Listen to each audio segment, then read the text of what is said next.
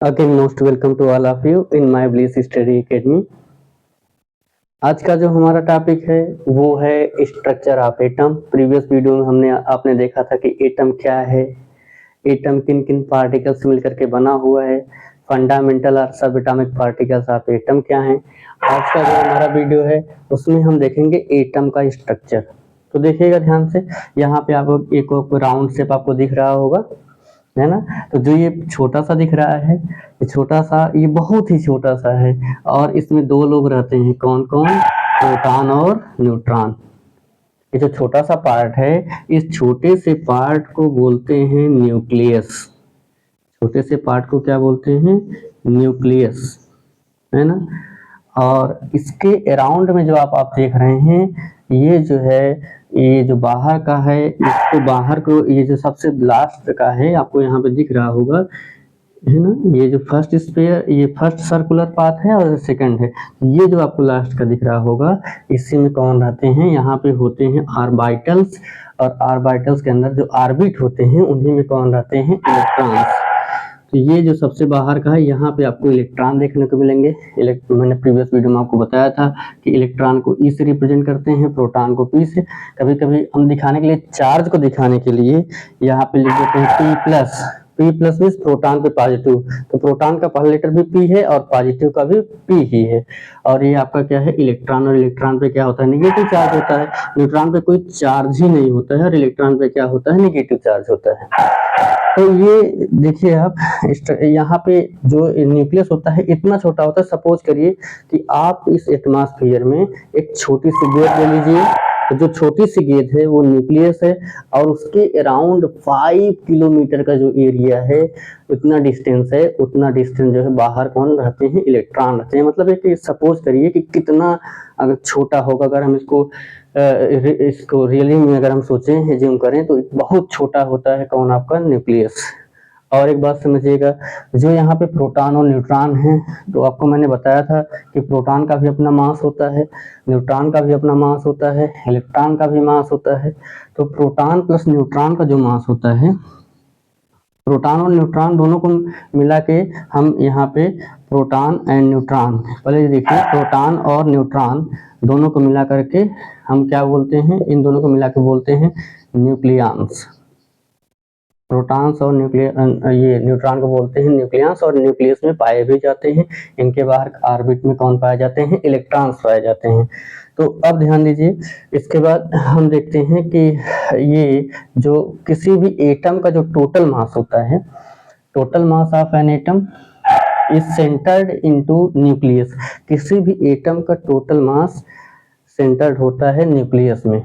तो ये आप समझ लीजिएगा, छोटा सा भले पार्ट है लेकिन टोटल मास इसी में सेंटर होता है, क्योंकि इसके कंपैरिजन में इलेक्ट्रॉन का मास जो होता है बहुत ही कम होता है। तो अब देखिएगा, मास ऑफ एन एटम, यहीं पे हम आपको बता देते हैं, mass of an atom. Mass of an atom किससे डिनोट करते हैं? मास ऑफ एटम को हम डिनोट करते हैं ए से। और मास ऑफ एन एटम किसके इक्वल होता है? Mass of proton plus mass of neutron. तो किसी भी एटम का जो total near about total mass और जो टोटल यहाँ पे पॉजिटिव चार्ज होता है, टोटल मास और टोटल पॉजिटिव चार्ज, वो कहाँ सेंटर्ड होता है? न्यूक्लियस में। तो यहाँ पे हम लिख देते हैं कि near about total mass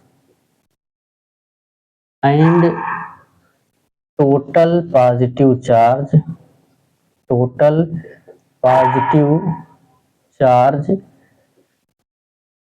centred in atom in a very smallest area that's called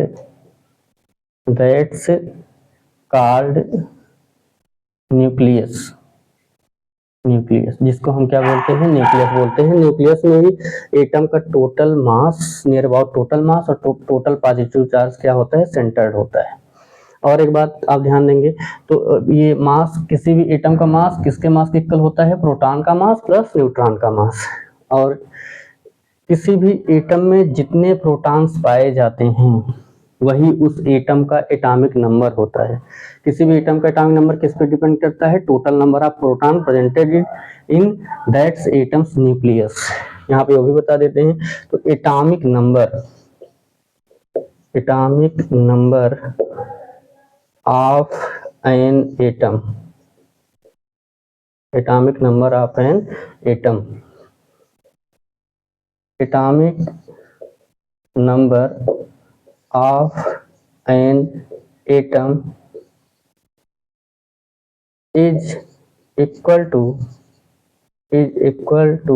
the number of protons presented in that atom's nucleus। उसी को हम क्या बोलते हैं? किसी भी एटम के न्यूक्लियस में जितने नंबर ऑफ प्रोटॉन्स होंगे वही उसका क्या होगा? एटॉमिक नंबर होगा।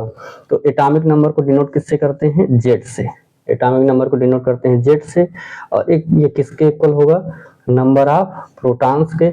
और एक बात और ध्यान दीजिएगा, किसी भी एटम में जितने नंबर ऑफ प्रोटॉन्स होते हैं, मीन्स जितना पॉजिटिव चार्ज होगा उतने ही नंबर ऑफ उसमें क्या होते हैं? इलेक्ट्रॉन्स होते हैं।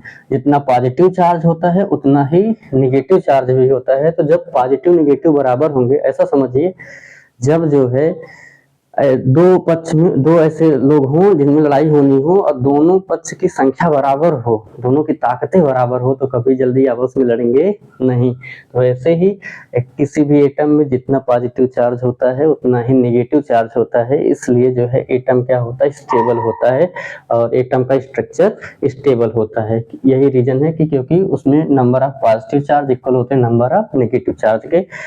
तो इस यहाँ पे किसी भी एटम का एटॉमिक नंबर डिनोट करते हैं जेड से। वो किसके इक्वल होता है? वो नंबर ऑफ प्रोटॉन्स के। और जितने नंबर ऑफ प्रोटॉन्स होंगे उतने ही नंबर ऑफ क्या होते हैं? इलेक्ट्रॉन्स भी उस एटम में होते हैं। जितना पॉजिटिव चार्ज होगा उतना ही नेगेटिव चार्ज भी उस एटम में होगा, है ना। तो आप आशा करते हैं कि आपको ये वीडियो पसंद आया होगा, मेरे लेक्चर्स आपको अच्छे लग रहे होंगे और आप ऐसे ही कंटिन्यू बने रहिए। हम फिर मिलेंगे नए वीडियो के साथ। My self Pankaj Kumar Tiwari, my channel name is bless study academy. आप इसको अधिक से अधिक शेयर कीजिए, सब्सक्राइब कीजिए, लाइक कीजिए, कमेंट कीजिए कैसा आपको लग रहा है। Thanks a lot for watching my videos. We meet again. Okay, thanks a lot of you.